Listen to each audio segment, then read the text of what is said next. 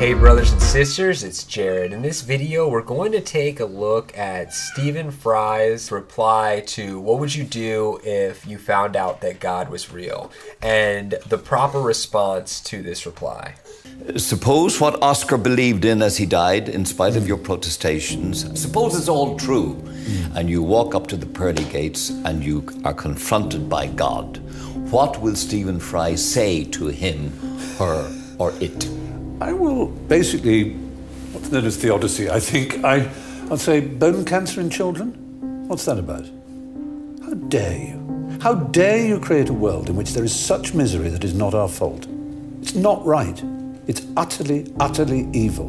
Why should I respect a capricious, mean-minded, stupid God who creates a world which is so full of injustice and pain? That's what I would say. And you think you're going to get in on that? No, but I wouldn't want to. I wouldn't want to get in on his terms. Who are we to pass judgment on the justice of the decision of the all-wise? Who are we to say what is consistent or inconsistent with God's righteousness? Sin has so enfeebled our power of righteous judgment, so darkened our understanding, so dulled our conscience, so perverted our wills, so corrupted our hearts that we are quite incompetent to decide. We are ourselves so infected and affected by sin that we are altogether incapable of estimating its due merits. Imagine a company of criminals passing judgment on the equity and goodness of the law which had condemned them. We don't have the right to indict God and say to him, how can you act this way? When the reality of Scripture is, God has the right to do what he wants. So be careful. When you read passages like Romans 9, be careful that you don't start to play God and tell God how he should act. Be careful that you don't say to God, your ways are different than my ways, O God, and my ways are better.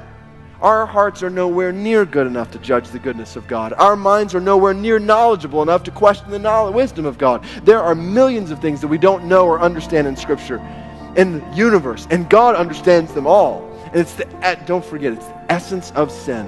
It is the essence of sin to say, my ways are better than your ways, O God.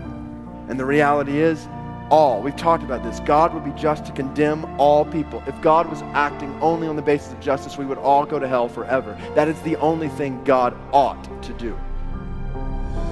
It's the sheer mercy of God that he is gracious to save some people. If God's judgment falls upon us, there's no injustice in God. And if God's mercy falls upon us, there's no injustice in God. We don't deserve God's mercy, ladies and gentlemen, and we dare not defy God's authority. That's the point in Romans 9 when you read it. He's creator, we're creature. He's potter, we're clay. He's infinitely wise, infinitely good. He's owner, we're owned. He's God, we're not. And we are so quick to forget this distinction. We're so quick to put ourselves in the place of God, put ourselves in a position to judge God. We're like Job, who questioned God in the midst of his struggles. And God says, will even you put me in the wrong? Will you condemn me so that you may be in the right?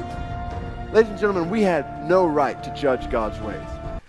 I pray that this video blessed you and helped give insight into how we deal with these arguments of God is evil or God's unjust. How could he allow all these wicked things in the world?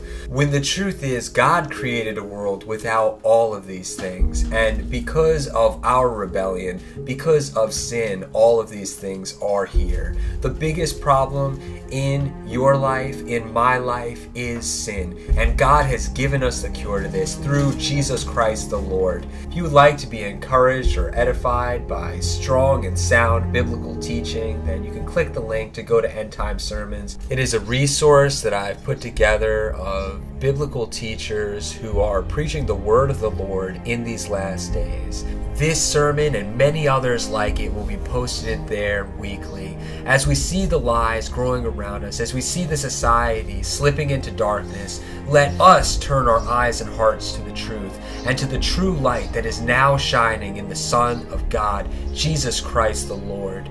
As the Apostle Paul encouraged us in Philippians 4, verses 8 and 9, finally, brethren, whatsoever things are true, whatsoever things are honest, whatsoever things are just, whatsoever things are pure, whatsoever things are lovely, whatsoever things are of good report, if there be any virtue, and if there be any praise, think on these things. Those things which ye have both learned, and received, and heard, and seen in me do, and the God of peace shall be with you. I pray that we would focus on these things, that we will have our lamps full on the day of his coming. God bless, and be well in the Lord.